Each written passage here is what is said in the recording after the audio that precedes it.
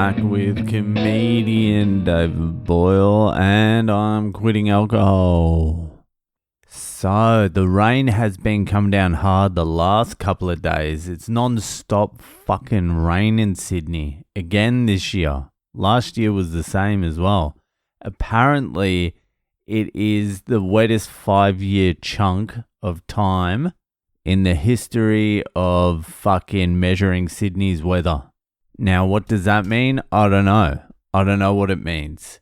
But I'm also hearing reports from around the world that it's fucking hot on the other side of the world. I heard someone in Cyprus say it was fucking like 41 over there. I think Arizona's like 50. There's heat waves. I don't know what's going on. Could it be climate change?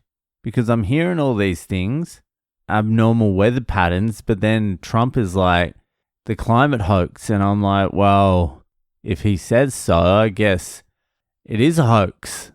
I'm always arguing with one of my mates. He's a full conspiracy dude. Not so much a conspiracy dude, but he likes a full conspiracy dude. And he'll send me videos of mainly Alex Jones. Lately it's been Alex Jones and AI. And so I'll watch it. And it's all just fear-mongering shit. Like, he's going on about the AI data centers at the moment and the power they're going to fucking consume. And it just so happens that I know a fair bit about the AI data centers because Iron and Cypher are Bitcoin miners / AI data center potential operators, and they control a lot of the power. So the mainstream the fear-mongering narrative is these AI data centers are going to take up everyone's electricity. Everyone's electricity will go through the roof. It's going to suck up all the water, and it's not really true. That's not really true. A lot of the fucking data centers, I'm using Iron. Iron will be one of the biggest AI data center operators in the world. It has access to 3 gigawatts of power. Another Bitcoin miner, TeraWulf, just did a deal with a Google affiliate, pretty much Google, to run their AI data centers. And what did they pay? I think it was $3.7 billion for a 10-year lease of 200 megawatts. TeraWulf is a fraction of the size of Iron. Anyway, Iron is 100% renewable energy. And a lot of these AI hubs are in West Texas or Texas, and I think Missouri. Missouri's another one. But what happened years ago is there was a big push for ESG, like the environment fucking sustainability shit. And so they built a shitload of solar and wind projects out in the middle of nowhere in Texas for tax credits, and the power was going to nowhere. Like, for example, I don't remember the exact details of what was going on, but for example, what happened out there is like a wind farm would be producing, let's say, 200 megawatts, and the cable running out of that wind farm could only carry the load of 80 megawatts or something like that. So it was energy that was just going nowhere. And so 7 years ago, Bitcoin miners started going around to all these places and buying up the land near this stranded energy and putting their Bitcoin miners on it and just mining Bitcoin for a profit. Now, what's happened is some of these Bitcoin mining companies are converting to AI data center companies because they have the access to the power. Now, the bottleneck in AI is going to be power, because the waiting list on everything you need to build data centers is between 3 to 6 years. So even if you're fucking Meta, even if you're Microsoft, even if you're fucking the US government, you've got to wait 3 to 6 years for substations, for the cabling.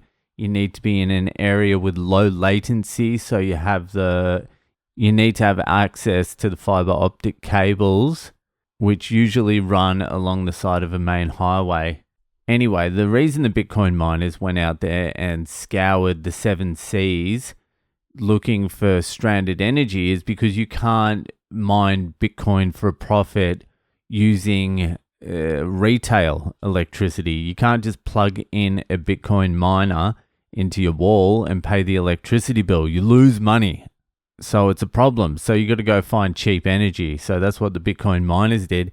And it's the same for AI data centers. You can't just plug in NVIDIA GPUs into the wall and run an AI data center because the cost benefit ratio doesn't work out. You're fucking losing money if you just plug it into a wall. So you got to find cheap electricity. So that's why they've been talking about building nuclear power plants. Like Facebook's going to fucking build a nuclear power plant, which they won't because like it takes about 20 years to build a nuclear power plant. And that's if everything runs smoothly.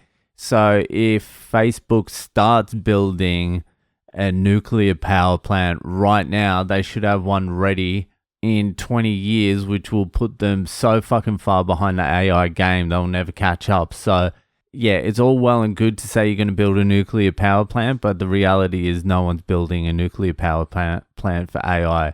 You're going to have to use the available energy. Retail energy is not going to work. And I'm trying to explain this to my friend. And he doesn't listen. I'm like, it's not like you think it is. It's not what they're saying. They've given you a lot of like, energy's going up. These AI data centers use too much water. By the way, the water cooling with the GPUs, the NVIDIA GPUs in the AI data centers, it's mainly all closed loop cooling systems. So you get the initial water in and it just runs in a circular system with coolant and all that sort of shit. So it's in the middle of Texas. There's no access to water. So once you get the initial water in, you're fine. So it's not sucking that much water out of the system either. And it's mainly in the middle of nowhere, these places too. There might be a couple here and there that are in very inconvenient places for some people. But for the most part, the AI data centers are going to be using energy that's cheap and already stranded, like the Bitcoin miners. Anyway, he's sending me this shit and it's all fear-mongering stuff. And he'll send me some other shit. What was the other shit he was talking about? Oh, they're not going to let you drive cars anymore. And all of it could be true and it's all fine. I believe most of it. But the problem is it's all fear-mongering. And he'll deny it's fear-mongering. And we'll be in an argument. I'm like, no, they haven't said anything. There's no information. And then I'll send him something about the climate that he won't read. And he'll just say that's bullshit fear-mongering. So the only thing that is fear-mongering is climate change. Everything else is just hard-up truth. It's getting frustrating. I can tell you that right now. I'm neither here nor there on climate change as well. Although I don't know where all the scrap and rubbish material on the job sites I've been working at for the last fucking year go. I don't know where all that material goes. Does it just get buried? Because there's mountains of it. And that's just 1 or 2 sites in the world. How many sites are there? How much rubbish is there? Where is it going? Is it going in the ocean? Because if it's going in the ocean, I think we might have a problem. If we pull all the fish out of the ocean and replace it with waterproof membrane, I think, and I'm no scientist, we might have a little bit of an issue at some point. But I just want to have the conversation, yeah? I don't even want to have the conversation. I don't want to have any conversations.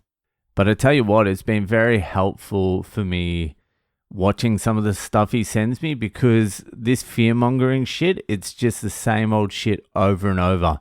It just plays to your most base fears. Loss of freedom, imprisonment, jail, not going to be able to support yourself, not going to be able to support your family, all this shit. And the system is creating that, but like it is real, but like the fear is the problem. The fear paralyzes you, but also you get addicted to the fear as well. And they give you no information. So most of it you can sort of pick apart if you have information. If you're willing to look at what people are actually saying and dive into it, you can pick most of it apart. Anyway, fucking, it is absolutely pissing down. And hopefully I don't have to fucking work too hard tomorrow. Anyway, that'll fucking do it for tonight. And I'll see you the fuck later.